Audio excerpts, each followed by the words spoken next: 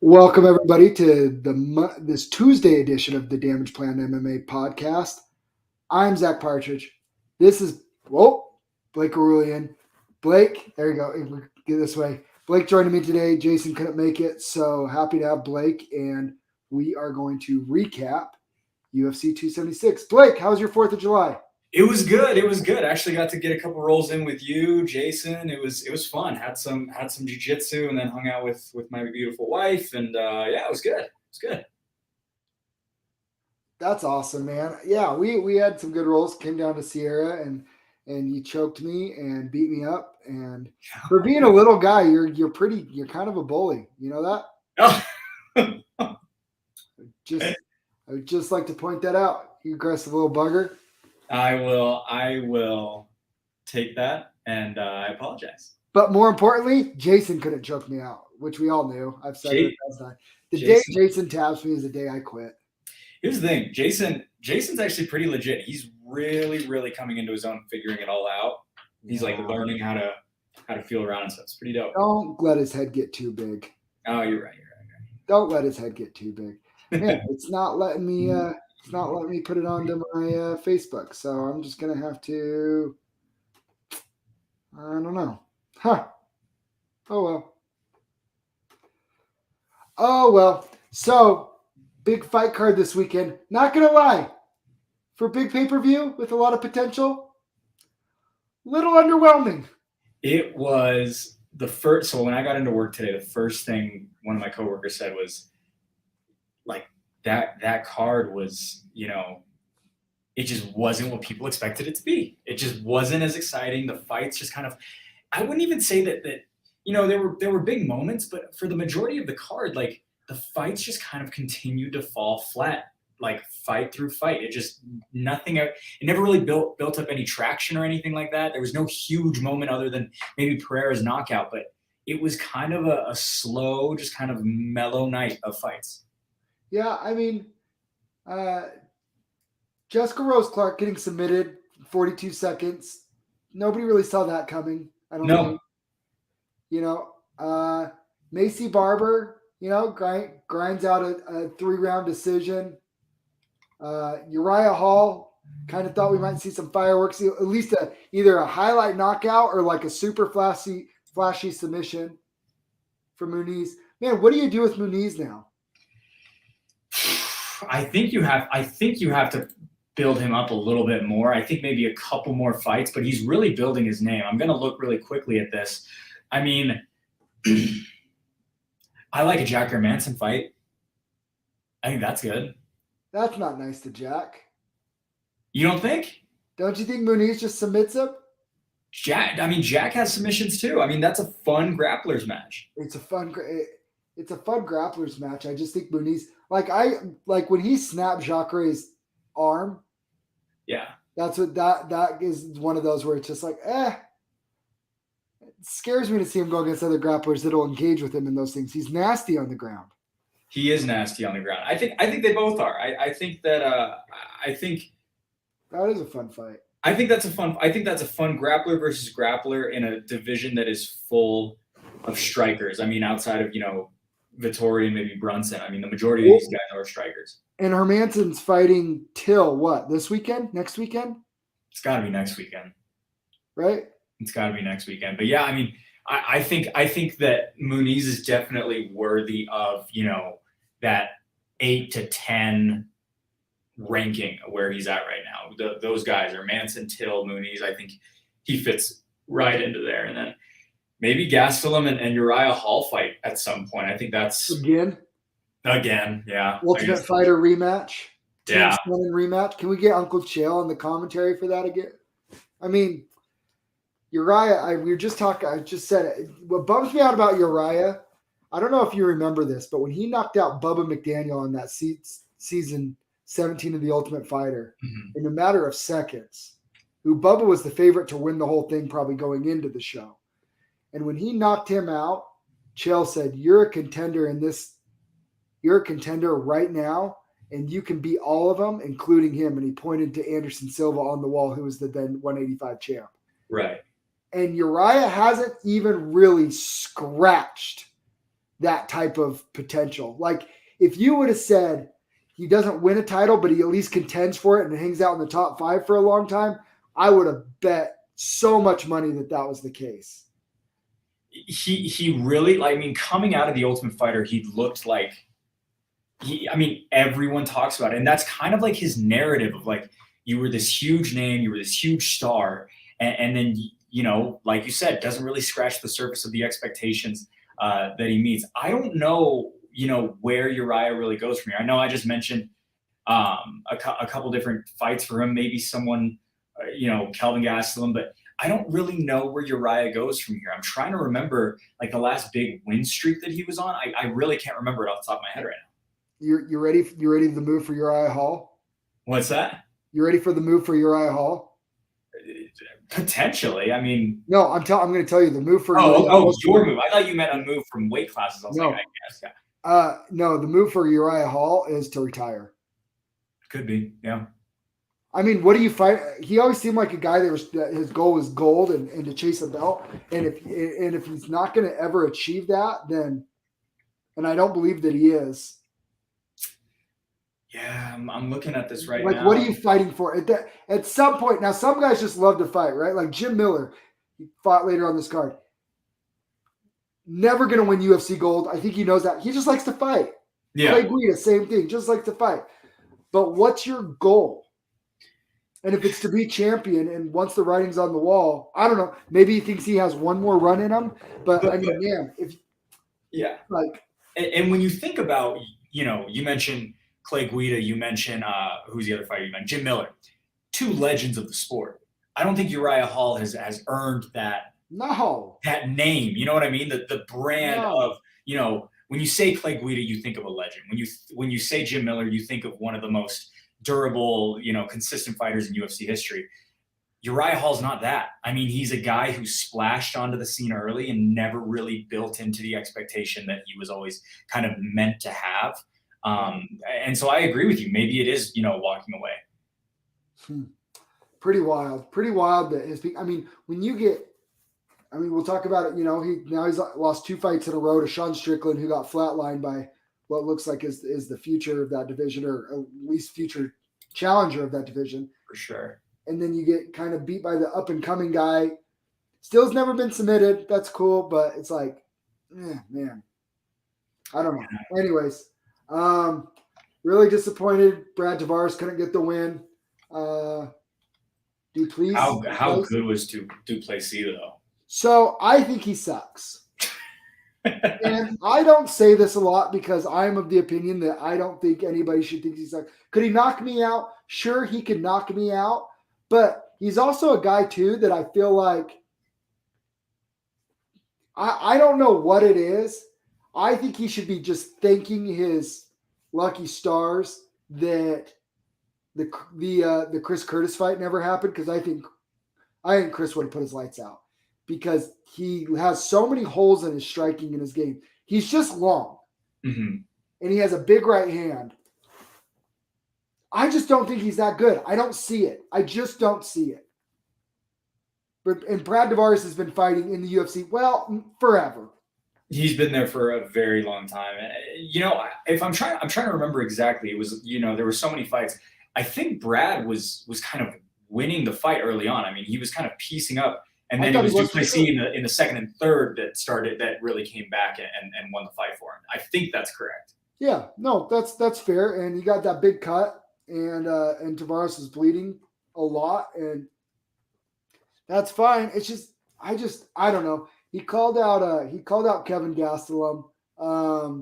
It's another fight that I think's pretty winnable for him. I'd like to please.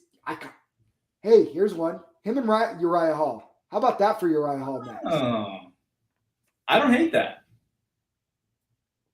I don't know. I don't know who's the fresher fighter though. That's the thing. I think Duplessis looks like a fresher fighter these days. When I think about him going up against Uriah or even going up against Kelvin. I think when Duplessis, when he goes against a high level striker, I think he's going to get flatlined. Yeah, I really do. Yeah, I could see that. Where in the hole? What holes specifically? I know you know how to strike a whole lot better than I ever could. He just overextends on his punches way too much. That little blitz forward things that he does, he gets away with it. He got away with it from Tavares because he's so long, right? And he overextends on his punches, and he lands, and he's deceptively long, and he catches people because of it. But at the same time, at some point, he's going to get countered, and his lights are going to get put out. I definitely could see that happening. That was, I actually thought that was one of the better fights of the night. Moving on over to Ian Gary and Gabe Green. What did you think of that fight? Gary's another one I'm not completely sold on yet. I'm not either. I'm not all in on Gary. I think people are trying to force he's the next big thing out of Ireland too much. He moved to 10-0. That's great. When a guy has an O next to his name, but he gets hit as much as Gary does, because he does get hit, it makes me think he probably didn't come up facing the toughest competition in the world. Yeah.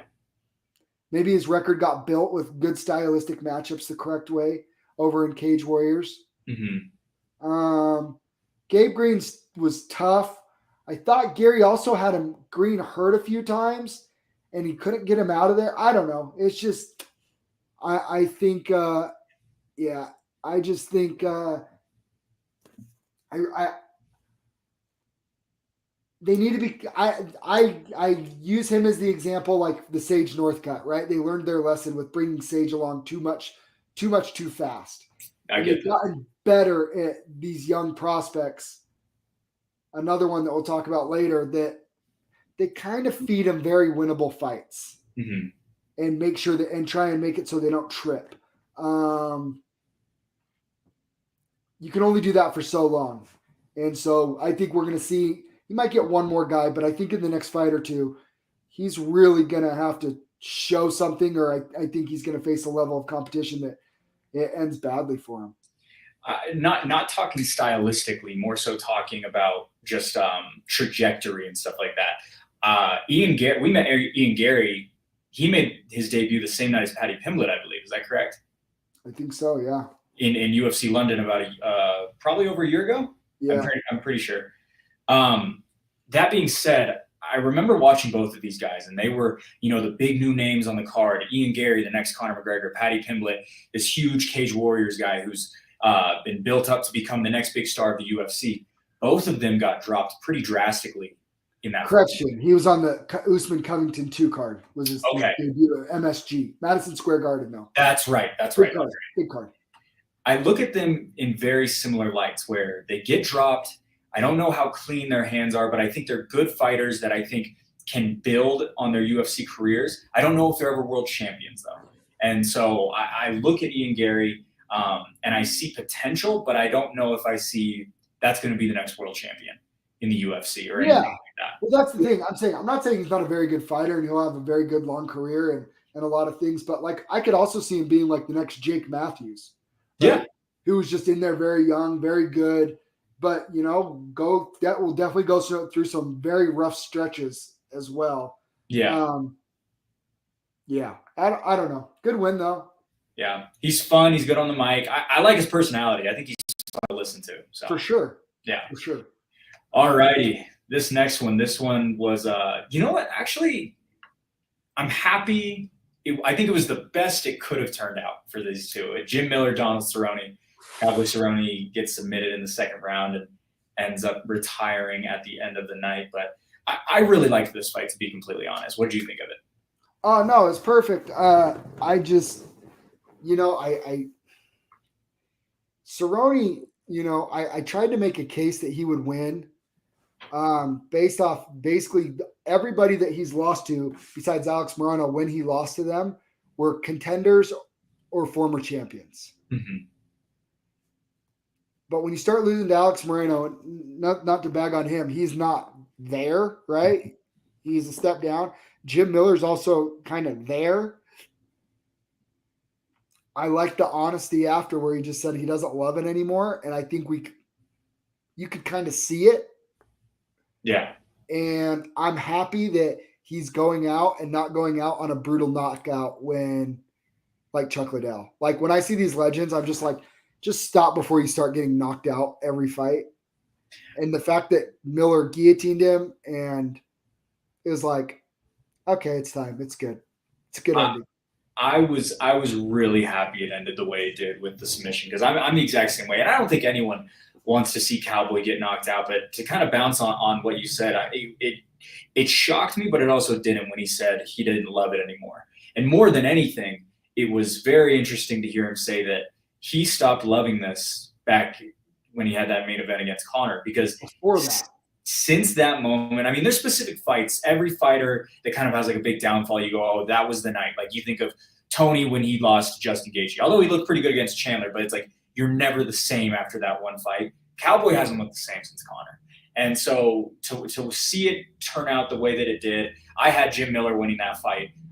Again, 3 weight cuts. I mean, I know he didn't cut a ton of weight, but 3 weight cuts in the span of 2 months is just – that's hard on the body itself. That'll suck the fun out of it for anybody. Oh, yeah. Yeah. How can you love it if you're doing that, you know? Yeah. I don't know. It was a good career. Like, love Donald Cerrone.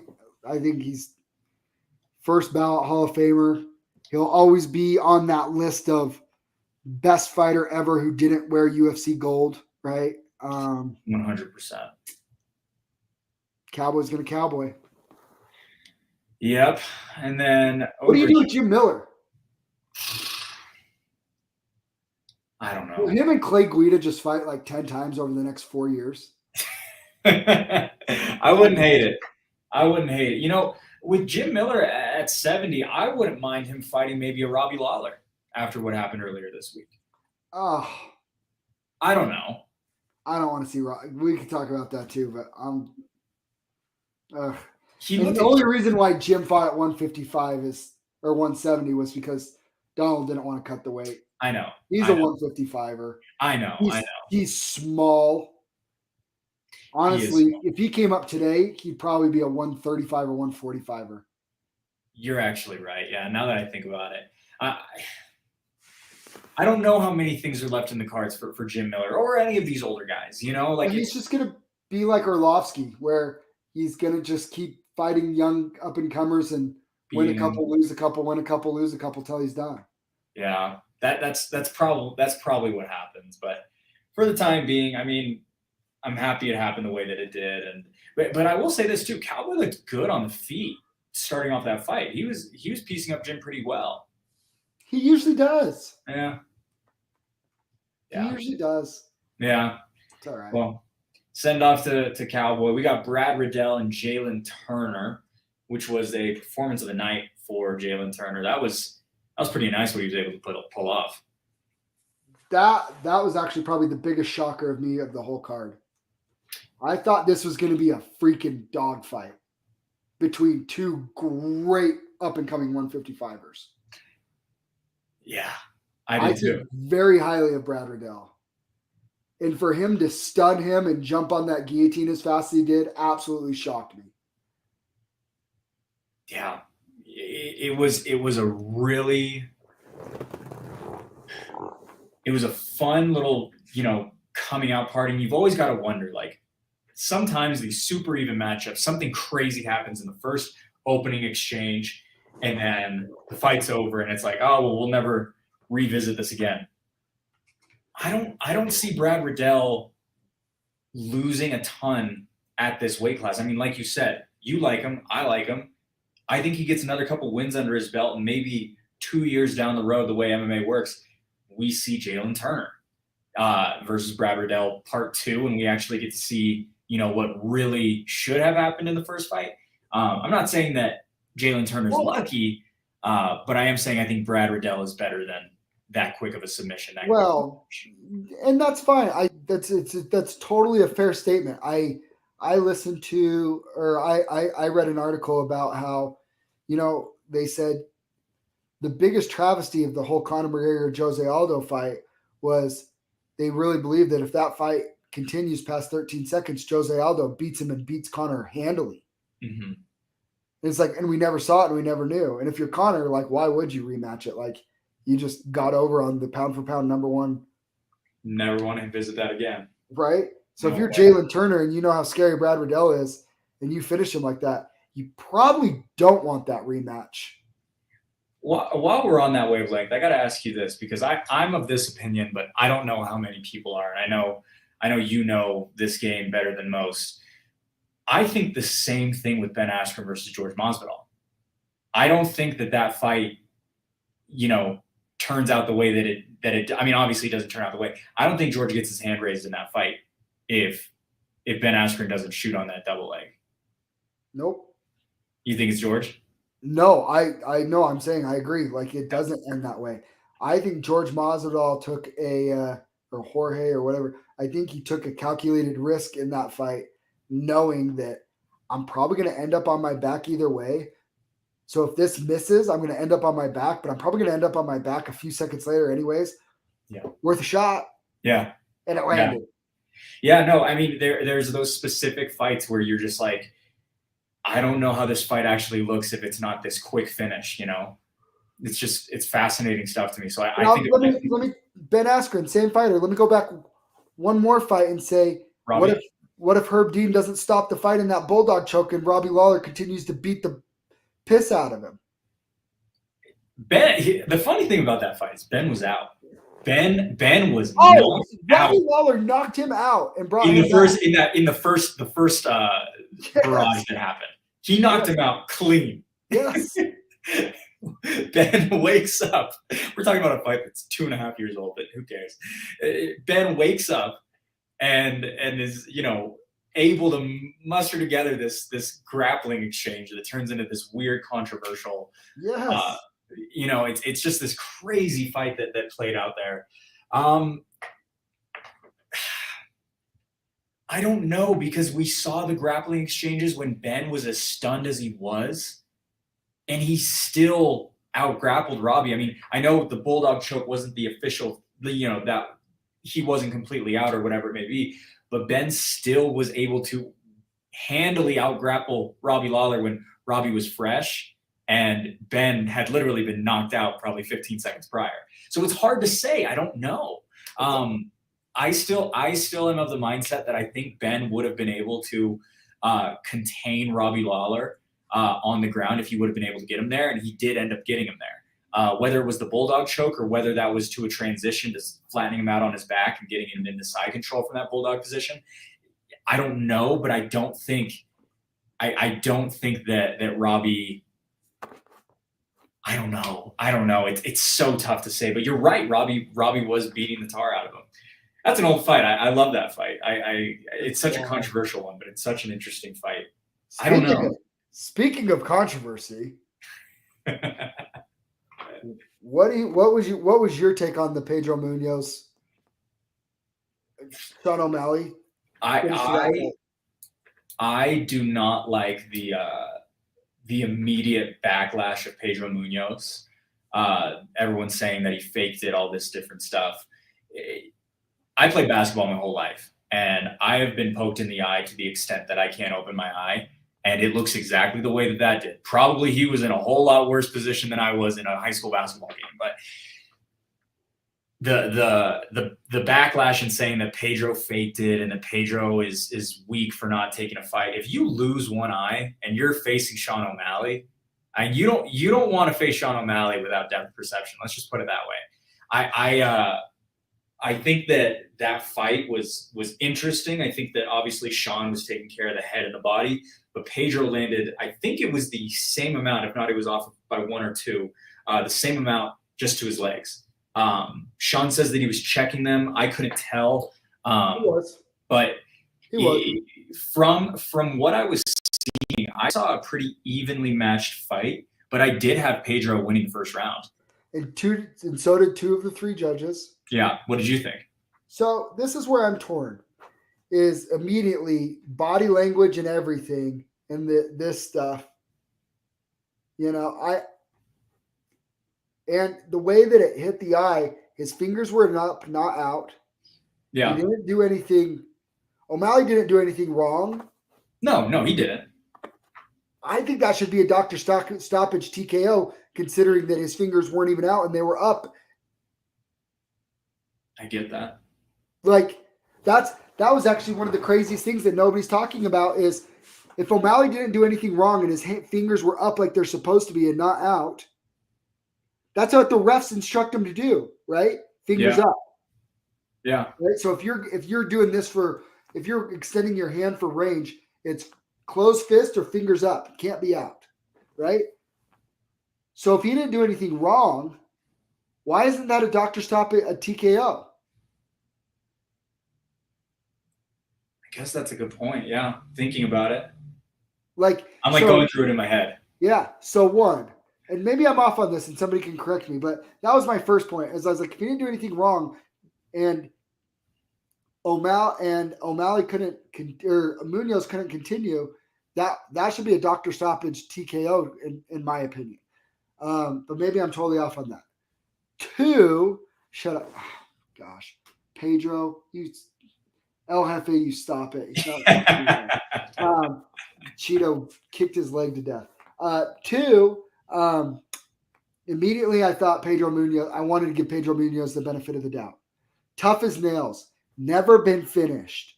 All these times, not necessarily the guy that has a reputation for taking the easy way out, right? Who's been in there with killers and never shown taking the easy way out. But at the same time, I think he felt the tide turning in that fight and O'Malley starting to pick up the pace. One. I agree. If you want to talk about checking leg kicks, if you want to know about the effectiveness of checking the leg kick, go watch the first couple leg kicks Munoz throws versus the last couple. He's not throwing them as hard.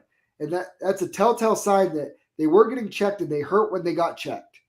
He's not throwing them with like the same vigor and just, the crack on it. So I think O'Malley was right where he was checking those and they were hurting.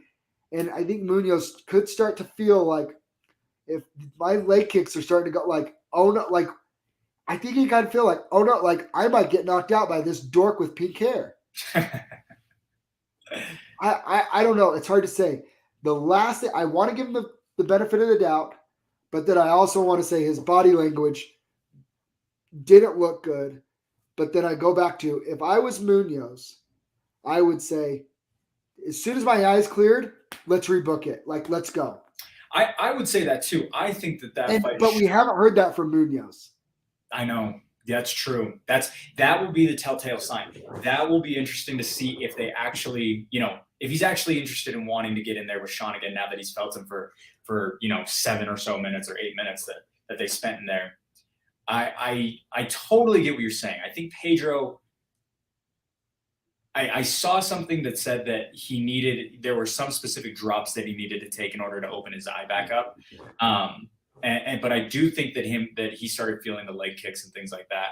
And I think as time went on, Sean was winning the second round, and I think Sean would have probably won the third round as well. I don't know if it would have ended in a finish, but yeah, no, I completely agree. I think that this fight should definitely happen again at a different date. Maybe it headlines a fight night, but I do love Sean O'Malley on these pay-per-views. So when Sean O'Malley's on the card, it typically means the card's pretty stacked. So how high do you think O'Malley's ceiling is?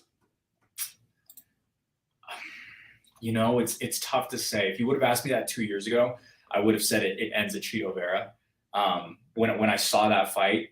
But I've seen him get better as time has gone on. I saw him lose that fight against Cheeto, and I saw him try to get better in specific places.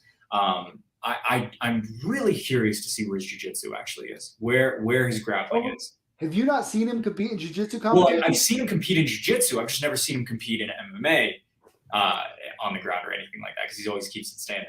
But I know he's legit. I know he's fun. I know he's flashy and interesting. I think he's pretty good.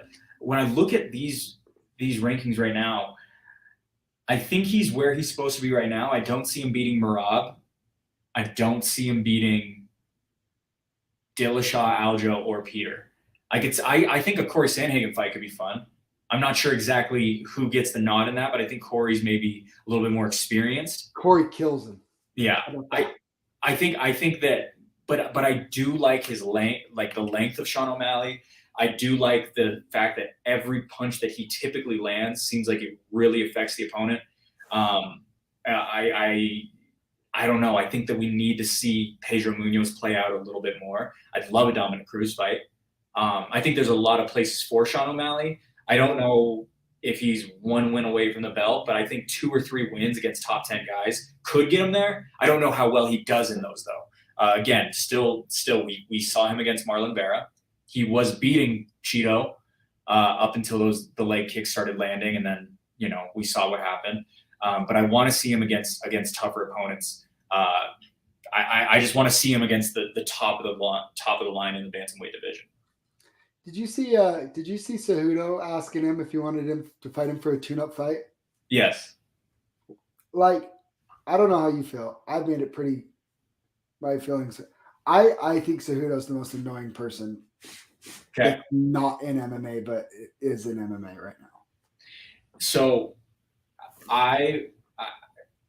it's funny you say that. And if anyone who listens or watches who knows me, I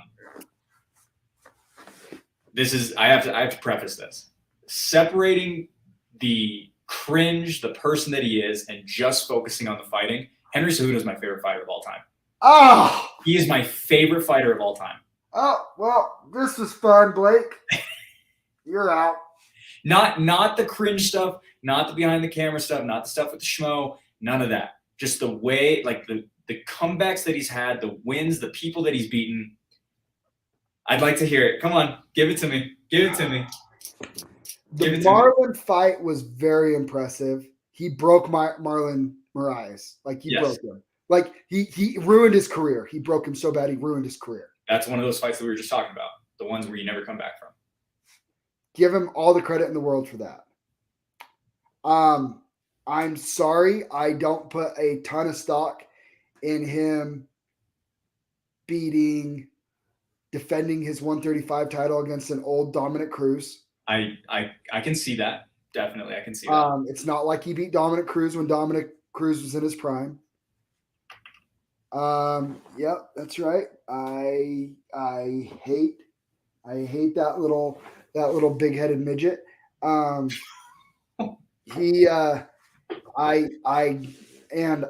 don't think.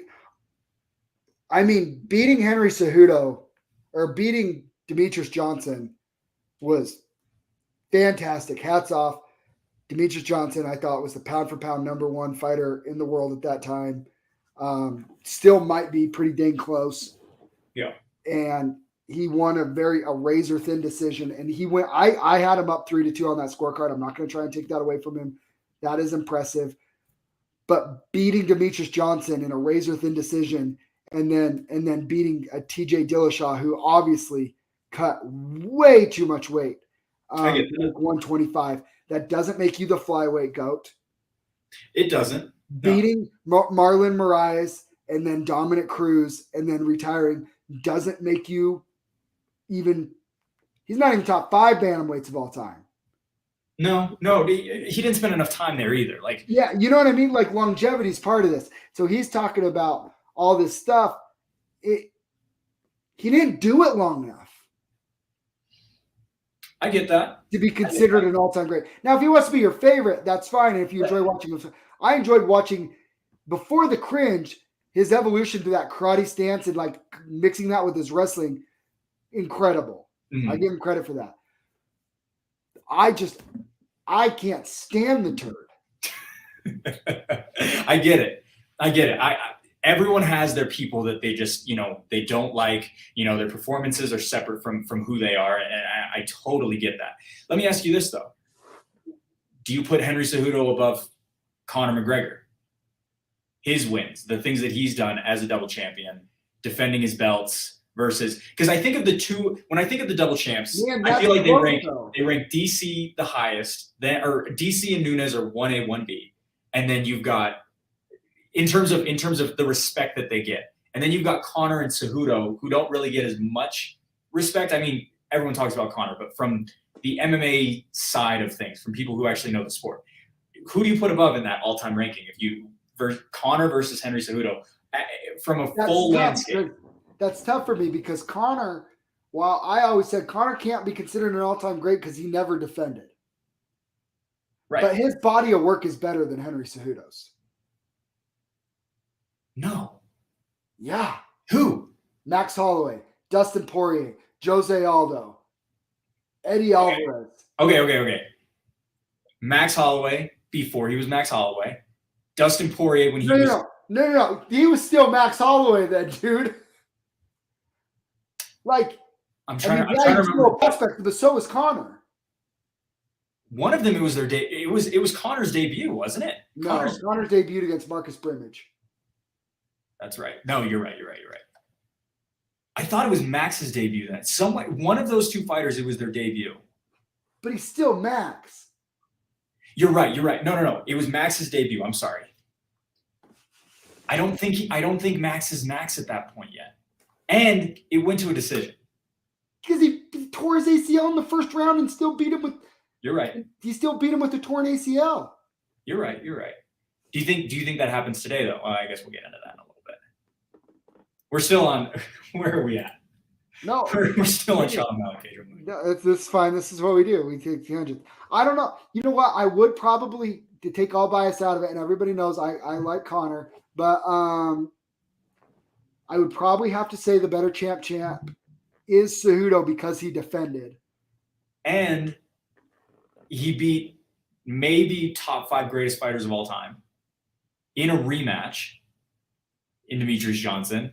I know TJ was sucked out. I know his weight cut wasn't good, all that stuff, but TJ was still on EPO. And I know the fight didn't play out to the extent that the EPO could have played into it at all. But still, TJ Dillashaw is legit, whether you put him at 135 pounds or you put him at 125 pounds. And then he broke Marlon Moraes, which is one of the greatest comebacks I've ever seen in my entire life. The Marlon Moraes fight, that's the one where I'm going to say, okay, like that's the one that, and he broke him, and he broke him for the rest of his career. But agree to disagree. I just don't. He didn't do it long enough. I get it. My same knock as Conor. Like Conor will never be an all-time great because he never defended his belts and he left for boxing, which he should have. Go get paid, dude. Like, I'm not going to hate on anybody getting paid. But the other thing is Henry basically quit or retired because he wanted more money. But that was the other thing. He's not a draw. He's not. Conor's the draw of draws. Conor's still the biggest draw in the UFC, and he's lost, what, 5 out of his last 6? Mm-hmm. 4 out of his last 5, something like that, right? I'm trying to remember. 5 out of 6. Yeah, 5 out of 6. Habib, Cowboy. Poirier. Yeah. 4 out of his last 5. Yeah, man. I mean, that's part of it. It's totally different careers, but yeah, Cejudo needs to, like, if he's going to come back, and by the way, if he comes back and he does fight Volk at 145, he gets smashed. Smashed. Stop it. Stop. I think no. I'm thinking about it. No, I think you're right. I think looking at Volk right now versus what we saw from Henry 2 years ago, I think you're absolutely right. So, yeah. We'll get into all that. I want to make it clear. It's not the Henry, the king of cringe, whatever it may be. It's the Henry Cejudo that beat Demetrius Johnson and Marlon Moraes. That's the Henry Cejudo who's my favorite fighter of all time. He can fight. That melonhead can fight for sure. All right. Robbie Lawler, Brian Barberina. Sorry. That was a fun fight. My favorite fight of the card. Yeah.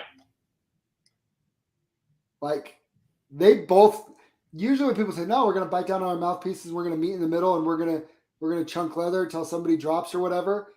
Usually they stayed in each other's face the whole fight. Yeah. It was fun. It was really fun. Robbie's one of my top 5 all-time favorites. Love Robbie. So watching him lose like that sucked a little. You know, at what point does Robbie hang it up too? You know, you got to wonder how many more fights he has in him. But you also have to play the other side of the coin, which is he was beating Barberina bad. I mean, he had him stunned a couple times. He landed some flush shots on the chin. Brian But- was able to, finish it out, but Robbie looked really, really good. But he's 40 years old. To me, that was the perfect, he can still do it because he's Robbie freaking Lawler. But that was like Father Time tapping him on the shoulder that said, yeah, you can do it for a round, but you can't do it for 2 or 3 anymore. Yeah. So, I mean, the guy made his debut in 2002 in the UFC. yeah. Crazy. I mean, I know in the UFC, not to mention the fights before the UFC. Yeah.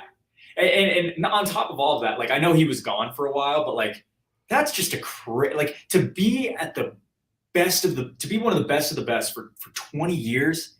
I mean, in a sport like this, unbelievable. So it was fun to watch. I like Brian Barberina. I thought he did a really good job. But I think Robbie was winning that fight for the majority of the time. It was fun to watch.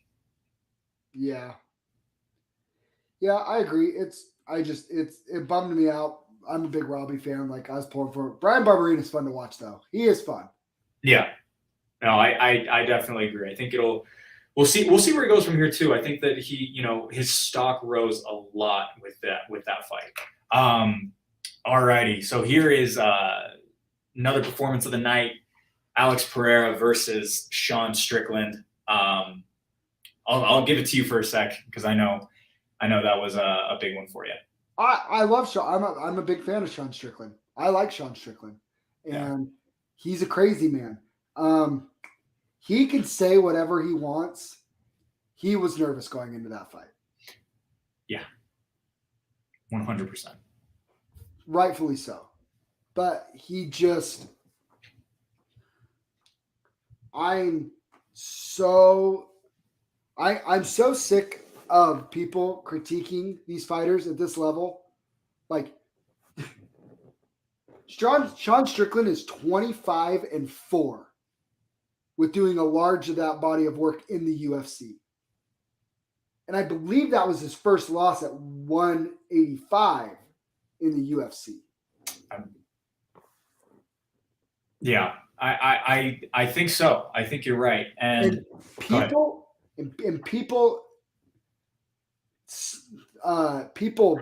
making fun of him or whatever. I mean, it's fine. That's what he does. He just walks down, tries to slip, pause it, works behind his jab. I don't know if you saw this. I just saw earlier today. Alex Pereira weighed in at 284. Do you know what he stepped into the cage at? I didn't see it. 219. Or he weighed in at 184. 185, 219. He stepped into the cage at 219. He put 35 pounds back on. That's insane. That's unbelievable. He's huge. He's huge and he's long. And he obviously generates a ton of power. He's terrifying. And Sean still tried to walk him down. Yeah. He absolutely was. He got caught. Okay. He got caught. I think stylistically, I think we talked about it a little bit yesterday, but, the way Strickland strikes was going to be kind of a problem. I just think Pereira is. I really think we have someone special here. I mean, just look at, like you said, it was 25-4, I believe. Is that what you said? Yeah. Versus 5-1, I believe is Pereira. 6-1 now. I mean, the guy is special. And the guy, the storyline of Pereira coming to chase Izzy, that's the best thing that could happen to this division right now because of the controversies around middleweight. Is it? Because here's the other thing. Pereira's getting pushed so fast. He is. And even Joe Rogan in the post-fight said, your next fight could be Israel Adesanya. You're going to get a title fight? You're going to get a title fight after beating one ranked opponent? Granted, he was number 4 or 5, but you're going to beat one ranked opponent, get a title fight off that? But look what he did to him, and look what he's done to everyone else.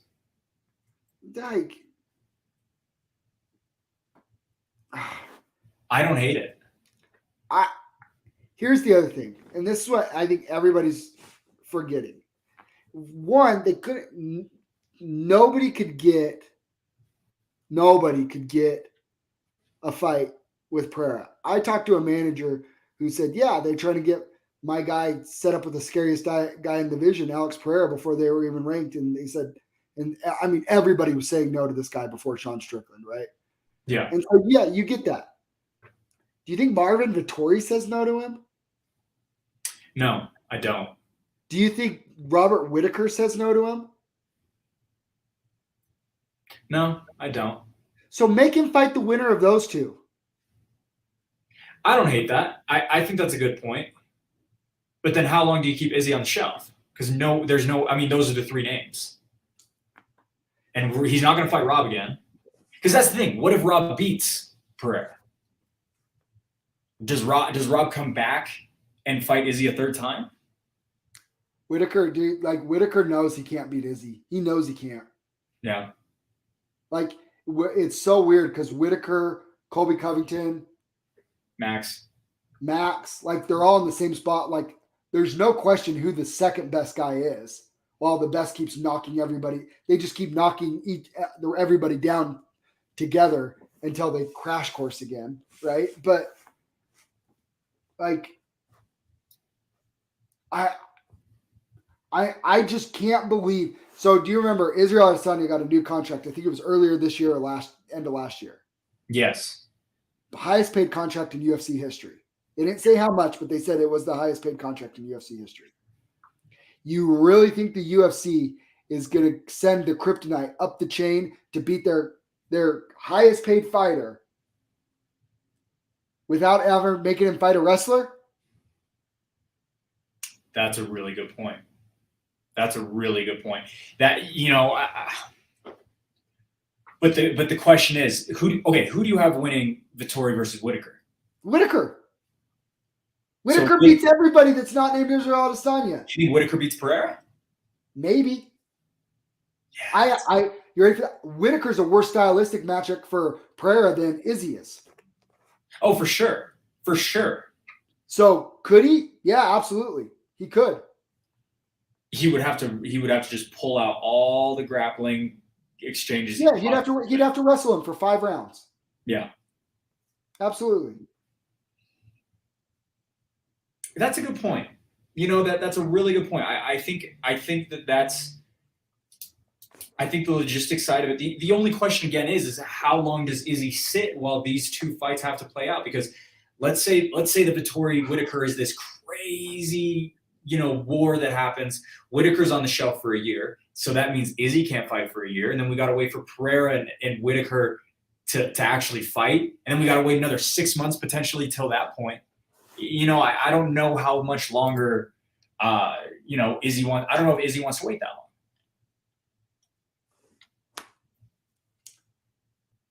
Fights Brunson? I don't know. Like, I don't really.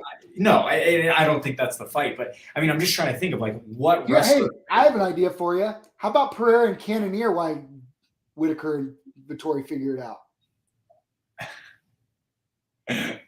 I don't think that goes very well for Cannonier. Neither do I. But make him like he's got to beat somebody else other than just one guy.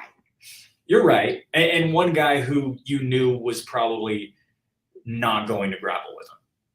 No, Sean's the only person crazy enough that his game plan was to go in there, stand and bang with him. Yeah, I don't know. I think I like it, but I also think that you talk about them wanting to keep Izzy as champ, but also don't you think that they want this drama? I mean, it's all people are talking about, and I didn't say that they wanted him as champ. Right. But I think it's a little bit now.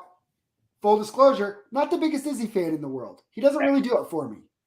Okay. And I know Jason feels the same way. I don't know how you feel, but I'm indifferent. He's great, but doesn't really I don't die to watch an Izzy fight. I'm not dying to watch Izzy fight.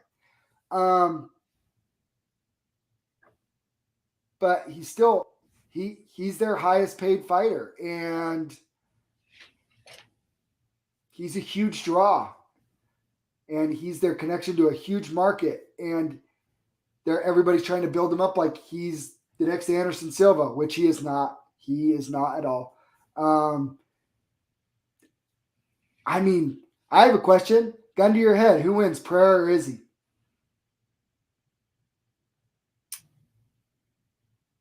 Boom, you're dead. Come on. Sorry. I'm gonna say Pereira. Yeah, me too. I'm gonna say Pereira. Yeah. And I think that's the feeling that everybody feels. And it's like, here's another thing. How marketable is Pereira? He doesn't speak English. Like, this has been a problem in the UFC in the past when they have champions that don't speak English. Like, I mean, how long did it take for Oliveira to get his respect? Yeah. How long did it take for Khabib to actually get a title when he was on an insane run? I get it. Like, I think we're about to see some shenanigans. Like what I don't know, what weight class they're going to find some young stud wrestler to fight Pereira that just absolutely wrestles him to death for 3 rounds somewhere and derails him. They just need to build it up more. I don't know. The other question is, I mean, we see what he does to Sean Strickland, who's one of the best middleweights in the world. Like, it goes to show that although he doesn't have the miles on him, like we talked about yesterday, what he does have is a skill set that is very much so something that could bring some opposition to Izzy. And so people want to see that. I think I really think that I see both sides of it. I see that, you want to build up Pereira, but also, like, what if you feed him a wrestler and then the entire storyline is gone because he loses to a wrestler? Yeah. Just lots of questions in middleweight. Well, and you know what? Let me flip it around for you that I just realized too. Yeah. If Izzy knocks out Pereira, his superstardom goes to a whole new level too. Oh yeah, for sure. Can you imagine? That'd be crazy. What if Pereira sleeps? What if Pereira gets slept by Izzy, and then Izzy's the most annoying, acrylic nailed anime fan of all time? No, I get it. I don't know. There's something about Izzy I just can't get behind though, but he's kind of grown on me. I know a lot of people don't like Izzy. He's kind of grown on me from the point when we first met him, when he was first around, especially like when he knocked out Rob. I was like, oh, this guy is super full of himself, super this, super that. But he's proved to be a legitimate champion in the UFC, and although his fights haven't been the most exciting in the entire world, I got to give the hats off to him in the sense that he's been able to retain his title and he's found ways to win against tough opponents. So I got to give hats off to him for that. But we'll see what happens in middleweight. I think from a marketing standpoint, though, you got to make that fight. I really do. All right. All right. I don't hate it. I just don't know if the UFC is actually going to do it just yet. I get that. I definitely get that. Let's move on to this co-main event, which was to a lot of people was going to be looked at as probably the fight of the night, and it turned out to just be 5 long rounds of watching everyone's favorite fighter get beat up. Literally everybody's favorite fighter that we all hoped and prayed for would win. So Max is my second favorite fighter, just so you know. Henry and Max. So you have the most annoying little dude and then the coolest dude on the roster. Henry in the cage is crazy, man. I love watching him fight. I think he's super fun to watch. Stop. Sorry about that. Sorry. But yeah, that's my favorite fighter. What do you like? Did you see Max's post yesterday? Mm-hmm. I'm still up 2-0 on the knockdowns. That's all I was thinking the last 5 minutes of that fight. I was like, just stay standing, keep that streak alive, keep the strongest chin in UFC history alive. I'm not going to lie. You know how when people talk about stuff in sports, mm-hmm. and then it always happens once it gets highlighted? It feels that to me anyways. Once by about the second round, I'm like, Max is going to get knocked. We're going to see Max get knocked out. I really actually started. I'm like, oh my gosh, we're going to watch Max get knocked out because Volk's hand speed and the way he was landing was significantly just different. We've never seen Max get pieced up like that. No, never. And what's crazy is when we saw Volk against Korean Zombie, I think a lot of people said, oh, well, that was against Korean Zombie. You know, he looked that quick, he looked that fast, he looked that strong against Korean Zombie. But he did against Max, who, 5 days ago to a lot of people was the greatest featherweight of all time. Yeah. It's scary how good this guy's getting. He's not just getting, I know people always say like, oh, he's getting better every single time. He's on that Kamaru level trajectory where when Kamaru went from a wrestler to the best jab in the UFC or the best jab in welterweight, Volk is just getting so much better every single time. I mean, it's unbelievable to watch in between every single fight. For him to do what he did to Max, it was special. I mean, it was a showcase. Me and Jason talked about it. I commended Kamaru because usually the mentality in sports and why there's always a drop off is you get to the mountaintop and you sustained, right? You sustain until the next better person comes and dethrones you. Kamaru said, nope, like I'm going to climb to the top and then I'm going to create space. I know I'm not just maintaining, I'm going to create space between me and the field, right? And he needed to do that to beat Colby. I really believe I believe that Kamaru owes Colby a lot because he needed to make sure that he did that so Colby couldn't beat him, right? Yeah. Volk was the second champion that I've seen that's getting better as the champion. Mm-hmm. When Volk says he wants to go up to 155 and stay active in both divisions because 145 can't keep him busy, I believe him. I do too. There are 145 fights that I think are really fun on the horizon. I don't want him to see him leave 145, but I think he's earned. I think he's earned the double champ thing to let him go for it. I really do. I do too. I think about other people who have gotten the opportunity, and I think Volk is very much so worthy. I mean, who beats Max Holloway 3 times? And 2 of those times, time will see what happens with Max because he did look different in there. But 2 of those first 2 fights, I mean, that was the best Max Holloway, we've seen. At least in that time period, that was Max in his absolute prime. Again, time will tell with this third one. Volk is the greatest featherweight of all time. And what happened the last time, or 5 years ago, 6 years ago, when the greatest featherweight of all time got bored at 145 pounds, he got his chance at a second belt. Yeah. I think Volk gets that opportunity too. Conor was never the best featherweight of all time. Don't say that. I know. You're right. I love Conor, but he was. He never even passed Jose. Let's rank those 4 real quick. The 4. Well, it's so hard because they all beat Jose. Right. And it's hard. But Jose Aldo was the pound for pound number 1 and undefeated for over 10 years. And none those others can't say that either. Yeah.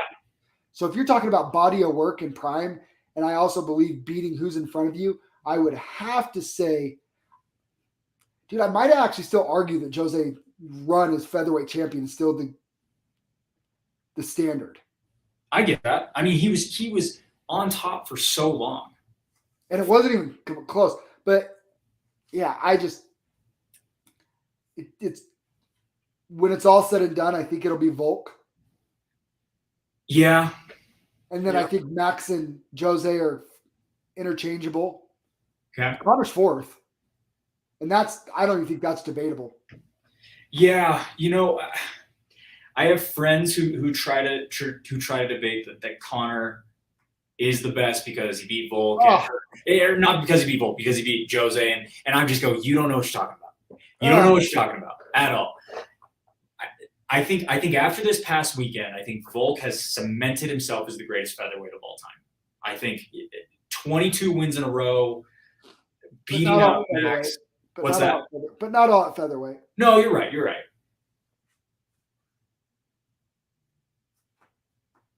I look at and then it's tough. It's between Jose and Max.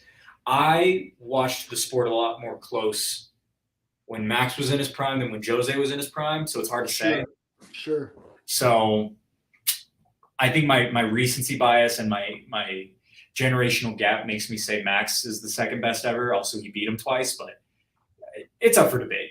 But it's those three. It's Volk, and then it's Max and Joe. It's the same as you, and then Connor's at the bottom. Yeah, it depends what you value. I still, because Max has 2 wins over Aldo. Yeah, He stopped him. yeah. But again, past his prime. Not too far. You're Jose's right. only 34. No, I know. He beat him in his 30s. Yeah, early 30s. So I don't know. It's tough. Volk, do you give Volk a chance against the winner of Islam and Oliveira? I don't think anyone's beating Islam. I don't think anyone beats Islam. That's just me. I think Oliveira is an interesting one, and I think Volk has the ability to. I think Volk has the strongest mind and the most heart in the entire UFC. From the way that he was able to escape Ryan Ortega to being able to take on everything that comes with fighting Max Holloway 3 separate times and beating him 3 separate times, even though I think he lost that second fight. I think which so do I, and is totally irrelevant now. I completely, which is why we haven't even brought it up. I mean, I literally was like, oh yeah, I remember. Like, Yeah. I don't think he won that second fight, but who cares anymore? Because He won 2 of them. yeah, he won 2 of them, and that second fight was too close for that third one to, the third one is what matters the most at this point. Yep. And I don't think Volk beats Islam. I think Volk versus Oliveira is maybe one of the best lightweight fights we've ever seen. But I think Charles I don't know. No, I'm sorry. I'm taking it back. I think Volk beats Charles on the feet if he were to fight Oliveira. I think Volk wins on the feet.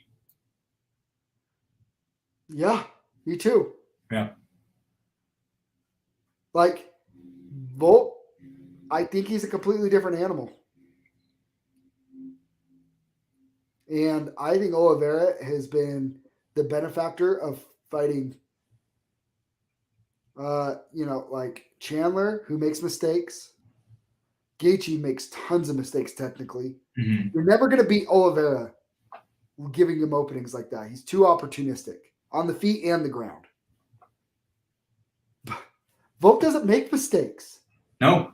Go look at it. His footwork, his hand placement, his angles, everything. He's always on balance. Like, he doesn't make mistakes. No, he doesn't. It's like watching someone do it. Like it's a clinic. It's a complete textbook performance every time he goes out there. I don't know, but Islam, I feel like some shenanigans are going to go on, mm-hmm.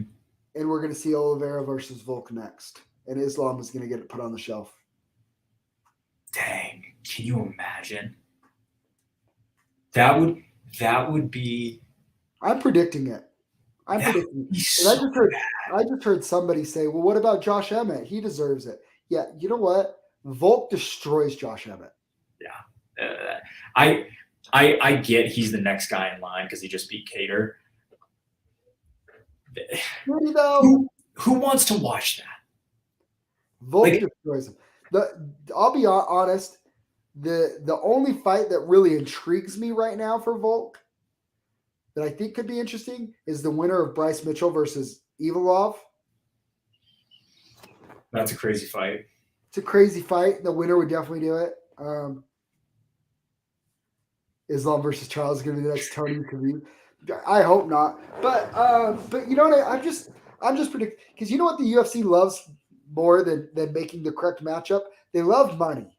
And Volk versus Oliveira sells better than Islam and it does. Oliveira. I mean, when's the last time you've seen 2 guys headline a card that can't speak English? Yeah, I'm trying to think right now. I don't know. Like, PR wise and like marketing wise, it's pretty tough. You can't do press conferences. You listen to interpreters the whole time. Yeah. Nobody's gonna watch. Yeah, we'll see what happens. I'm not trying to be dismissive of how great a fight it is or whatever, but it's just the reality of it. It just doesn't really happen that much. I think if the UFC had a viable option for Oliveira other than Islam, it's Volk. I think they take it. And Volk's healthy. He took 0 damage in that fight. No, I know. He's fresh. He could fight again in 3 to 4 months. For sure. He could probably fight in 3 months at 155, not having to cut down to 145 again. I agree. I think that's a great fight. I think that's a really great fight. I think Volk's got to be considered number 2 pound for pound. You ready for this? Go ahead. He's my number 1. Over Kamaru. He passed Usman for me. So 1A, 1B, right, is Usman, Covington, Volk, Max, right? Like, yeah. We can all agree on that? Yeah. The gap between Volk and Max and the gap between Kamaru and Colby is substantially greater. I get that. And beating Jorge Masvidal twice doesn't really do it for me. When you talk about racking up title defenses, the Colby fights were fabulous and fantastic.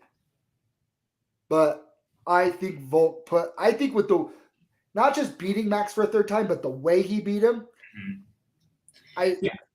his body works better than his. You've also got to think like Volk was very, very close to getting submitted by Brian Ortega. But he also didn't and beat the brakes off of him. But I'm still pretty sure won 49-46, if not 50-45. Yeah. No, you're right. I even that round. I even think he still won that round, if I'm not mistaken. Other than that moment, yes, for sure. But again, like Volk has been very close to. I mean, I could say the same thing that Usman got dropped by Gilbert Burns. I always say that. People always forget that. People always forget that Gilbert Burns literally almost beat Kamaru once. Like dropped him. Mm-hmm. But then again, Max. Again, I know this fight doesn't matter anymore, but Max dropped him twice in the 2nd fight, and so it's like, apples or oranges. But I'm gonna still say Kamaru lands number 1 for me still. But I totally get it, and I do think Volk is right there, and it's really cool to see Volk move from contender to champion to now being one of the greatest there ever was. I mean, it's been really fun to watch.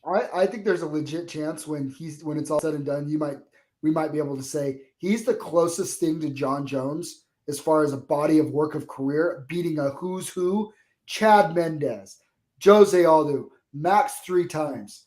Like Brian Ortega is going to have a great career. Like, oh yeah, he's probably he might resume wise when it's all said and done, he might be the closest to John Jones as far as building a resume. For sure. No, I think you're right. I think he's, one of those top names that you think about. So yeah, I definitely agree with that. Definitely, I would say the scariest person in that octagon last Saturday. So let's move on to this main event, man. Israel Adesanya versus Jared Cannonier. What'd you think of it? Well, 2 things. One, everybody's like, yeah, Cannonier. No, when I said it's not happening, it's not even close. No. Cannonier was never going to win that fight. Sorry, they could fight 10 out of 10 times. That's probably how it goes all 10 times. I agree. Max went for 2 against Dustin. Yeah, that's fine. Yeah. Although Max went for 2. Yeah, he still has Aldo's the best of all time. Jackson does, which that's fine. Jackson's so ready for my analogy. This is my moment of brilliance. Go for it. I had somebody talk about how boring Izzy is. He's the striker version of GSP now. Okay. You know how GSP, he basically figured out a style that he's like, nobody's ever beating me if I do this. Yeah. And it wasn't really fun, but he's never going to lose a fight doing it. Yeah. Izzy does that now. Because the second Jared starts getting more aggressive and starts trying to chase Izzy to close that distance, he gets knocked out. Just like Paulo Costa did. Just like anybody that comes after Izzy gets knocked out. Jared Cannonier gets knocked out if he does that. But Izzy is very good at making sure he's like, if you don't come at me, I will just stay on the outside and pick him apart. I mean, the only person that's really given Izzy a dogfight and not get knocked out is Kelvin Gastelum. Yeah. What do you think of the second Rob fight? I thought that was a really good fight. It was a good fight, but Izzy still won. It wasn't like the people that were screaming that it was close. Man, I watched it. I had that 49-46 watching it live. Okay. And I was cheering for Whitaker. Interesting. I thought it was a lot closer. I think it's one of those toss-up fights where I don't really, you don't really know. But I do think about, I think about how Izzy is winning these fights. And you're right. He's winning. He's finding a way to win fights. And no one plays their game against Izzy. Izzy is always playing his game. Yeah. Well, and let me make another point. Yeah. Do you know how many fighters don't understand the scoring criteria the judges use? Probably a lot. A ton of them. And it's shocking how many fighters and coaches don't understand the scoring criteria. They don't like it or whatever. Izzy not only understands it, but executes it to a T to make sure that he wins when he needs to. Like Marvin Vettori doesn't understand how he lost their rematch because he doesn't understand the scoring. Yeah. Right? Izzy understands it. Like he knows before he's going to the judges' scorecard, he knew he lost to Jan Blachowicz. Everybody knew, but he knew that. Like he understands the scoring, and his fighting style shows that. Yeah. That's why he's never going to let dude. At the end of the day, Pereira's still going to have to put himself in danger to catch Izzy. Yeah. Yeah, I think Izzy. I just don't know how much further this goes with Izzy. Like I think it ends with Pereira. I really do. I think Izzy has done a really good job winning these fights, going to the decision. I know there's been a lot of controversy around, Izzy's not that fun in the octagon anymore. I get all that. I don't know if it's being stagnant. I don't know what it is because I think that he's still one of the best in the world. I don't know how he does against Pereira. We both picked Pereira. Yeah. Wouldn't surprise me if Izzy won, but have you watched those kickboxing matches? I have, yeah. I mean, Pereira's big and scary, but Izzy does handle himself pretty well in those matches. 100%. Izzy is, I think, the more skilled person, but I think that Pereira has the big X factor, and I think he also has, some real estate, if that makes sense. Oh, yeah. So we'll see what happens. When it comes to Cannonier, I don't really know what happens next for him. I never liked this matchup because we've seen Izzy beat Rob twice, and Rob took care of Jared pretty handily a couple years ago. I never really liked this fight to begin with, but I will say this: Jared caught Izzy right there in the last couple of seconds of the fifth round. Did you see that? I think it was at 13 seconds or so. He clipped him on the chin. Izzy looked rocked for a second. I know it's like the last couple seconds of the fight. Kinda. Yeah, kinda. I don't know. Cannonier was never gonna win that fight. I agree. That wasn't the big selling point for me. Yeah. All right. Well, I think that covers it. We went on forever. I know, seriously. Thank you for coming on, covering for Jason. Kind of have a nice chill month. No local fights this month. Yeah, no local fights. We'll see what happens in, let's see, potentially August. I don't know. No, probably not. I doubt at this point. You'll have Still Fist week 1, then we'll take a break. Then we got UFC, and then we've got Crown Fighting Championship, and then Fierce will be back in September. Can't wait for it. That'll be good. Cannot wait for it. It's going to be super, super fun. These next, Just wait this till next some of the year's. fights start dropping. What's that? Just wait till some of the fights start dropping. I can't wait. Fierce card. I cannot wait for the Fierce card. It's going to be so fun. It is so fun calling those fights, man. There's nothing like it. It's pretty wild. And then did you see Andrew's interview with on Pat McAfee? Yeah. Crazy. Yeah. Crazy stuff. Punters are people too. Love it. Well, Zach, I really appreciate the time. Thank you so much for having me. Thank you for coming on. Everybody, we'll see y'all on Friday.